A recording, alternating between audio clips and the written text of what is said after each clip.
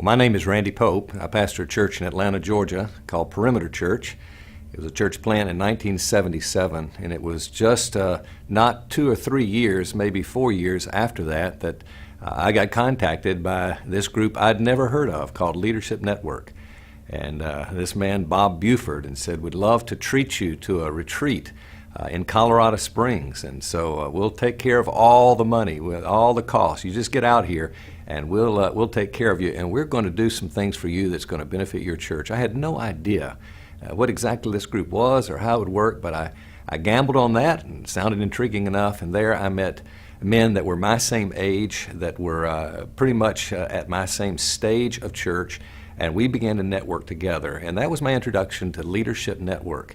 I've said since that time, having been involved for many, many, many years, knowing Bob Buford very, very well through those years, that in many respects, I really believe that maybe what he's done through Leadership Network has had maybe the most significant impact on local church in this country than any other movement, any other leadership group or whatever.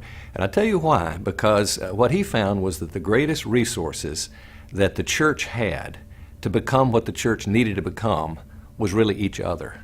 And so all the different silos of denominations and independent churches and so forth, doing their own thing, probably very suspicious at that time of anybody outside their group, all of a sudden began to mix together and see that God's hand was on a lot of people doing a lot of things in a lot of places and a lot different than the way that we were doing it where we were.